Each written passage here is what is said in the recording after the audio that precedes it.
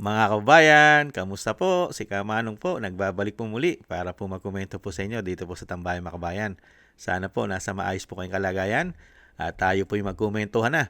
Komentuhan po natin mga kabayan si Bendalo na tinatawag din pong may alias na Irish Sylvester mga kababayan. Ayon po rito sa mga soldiers po natin sa ating mga ex-marines na ito daw po si Tulfo, congressman pa lang si Erwin Tulfo ay nakakatanggap na ng maleta. At ganun din daw po, pati po nung maging senador ay dire-diretso pala. Dire-diretso daw pala ang pagtanggap ng pera, mga kababayan. Pakinggan po natin si Attorney Baligod, mga kababayan. Dito po kay Bendalo na tinatawag. At nananahimik na po ngayon yung napakaiingay na mga Tulfo. Ngayon po, mga kababayan, ubod na po ng tahimik, lalong-lalo po sa issue ng korupsyon. Ang magkapatid na Tulfo, na handyan pa si isumbong mo kay Tulfo, mga tahimik po sa korupsyon. Yung pala, lahat halos sila, di umano, nakikinabang pala. Umpisahan na po natin.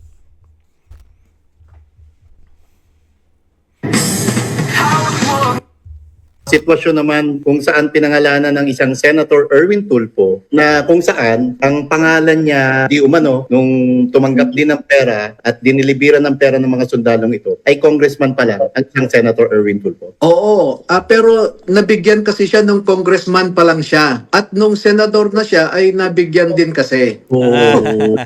Okay. So from congressman to senator, meron. Oo.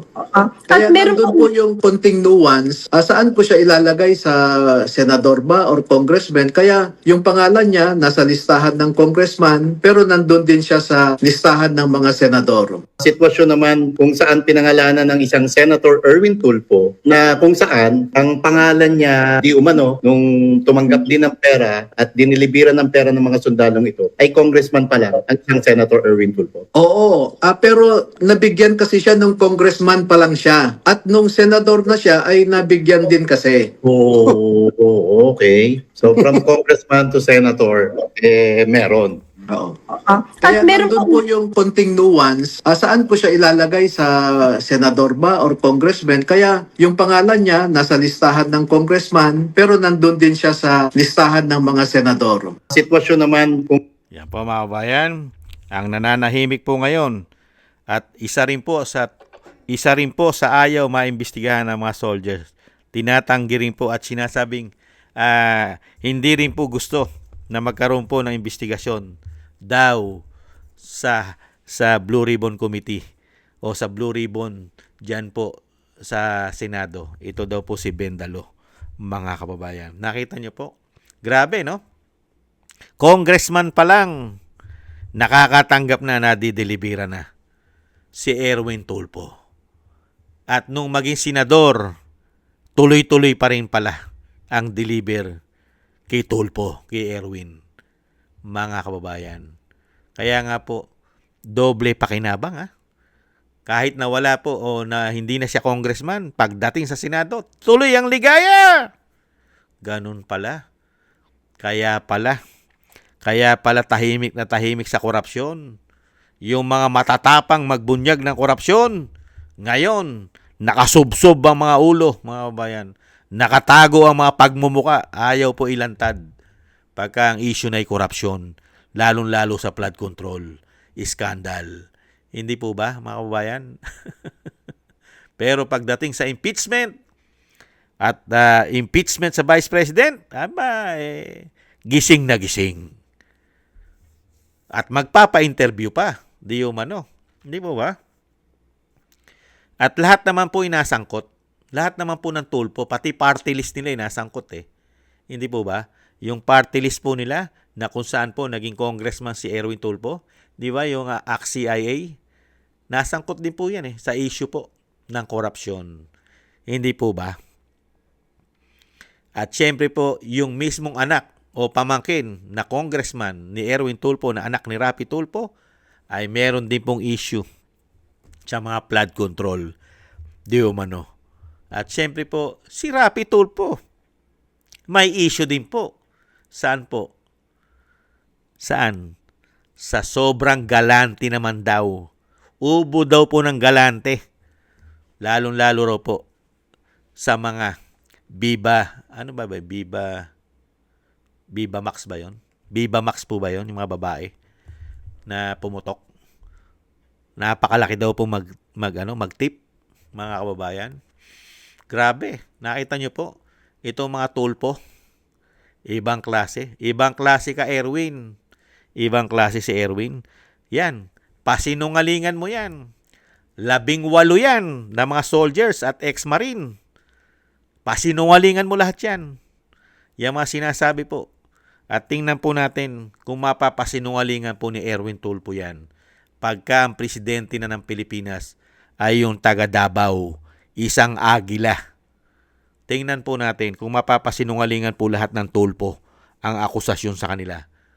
Pati sa pamangkin, pati sa kapatid, at pati sa party list kung saan sila galing. Di po ba sa CIA? Puputok at puputok po lahat yan. Sa dami po na pera na wala sa ating bansa. Flood control pa lang, 805. Hindi na bababa sa 805 billion ang pinag-uusapan dyan. Wala pang ibang korupsyon, mga kababayan. Kaya po tayo umaasa na katulad po nito, mga tulpo pa lang, tulpo pa lang. Napakaraming pera na ng taong bayan. Mga kababayan, ang pumuputok na nahawakan yata nila at nanakaw di umano itong mga tulpo.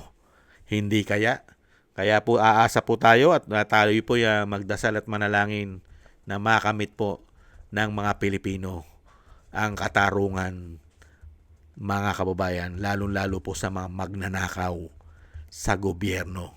Hindi kaya, Erwin Tulfo at mga tulpo, kailangan po namin makakuha ng katarungan at kami po yung maasa na kami pagbibigyan at kami po tutugunan ng nasa itaas na ang mga magnanakaw, Erwin Tulfo, ay managot sa bayan at makulong at isuka ang mga ninakaw ng mga magnanakaw na mga politiko at lahat ng nakinabang, pati mga gabinete, pati hindi politiko, pati hindi ba mga media, di ba Father Flavi, lalong-lalo si Tonyo, hindi ba Tonyo, mga nananahimik kayo ngayon. At ang ginigipit ninyo ngayon ay ang ating mga soldiers. Isang damukal na po ang sinampa po nilang mga cyber libel po dyan sa ating mga soldiers. At kasama rin po siyempre sila Mike Defensor at si Atty. Baligod sa ginagawa po nilang panggigipit. Hindi po ba? Pero kahit anong panggigipit ang gawin nyo, lalabas at lalabas ang katarungan at katotohanan sa tamang panahon. Erwin Tulfo at mga tulpo. Maraming salamat po mga tambay at tuloy-tuloy lang po tayo na magdasal at na maingatan po ang ating mga ex-marine at mga ex-soldiers at sila Atty. Baligod at ang kanila pong grupo ay maingatan po sa kapahamakan. Thank you po sa mga dasal po ninyo, mga kababayan. At syempre po, thank you rin po sa naagusto po ng ating tambayang makabayan sa YouTube at TikTok at sa ating mga subscribers at sa patuloy nagsusubscribe. Mabuhay po kayo. Thank you po. At ganun din po sa mga nagko-comment, like and share. Thank you po mga kababayan. At maraming salamat din po sa mga nagbibigay po ng tulong at biyaya. Shoutout po kay Tatay Nick, kay Mila Yi, kay Eric Hershaw ng Canada, kay Beichi Chiyoko, Kingston ng Hong Kong, Jake Yahut ng Maisog, California, USA, Gina Ray Solidides ng Berlin, Germany, Julieta Silona, Sydney, Australia, Baby Roman at Ate Isa na Cagayan, si Jem Aris ng United Arab Emirates, Jobelin Watanabe ng Japan, ako si Pilam, si Annie Jo, si Teodorico Erguisa Jr., si Arpel Villacorta, Wills Bubbles, Rosalina, Michelle Yamaguchi, Norma Garcia, Gay at Shena, Nancy Lumampaw, Balance Vision TV at Jesus Valdepena. Thank you po mga kabayan at ingat-ingat po kayo lalong-lalo po sa inyo po mga paggawa.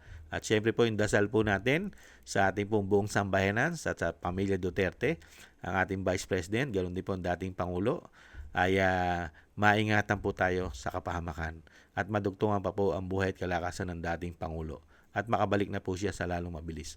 Maraming salamat po sa dasal mga kabayan at tiis-tiis lang po tayo. God bless po sa inyo lahat. Bye-bye!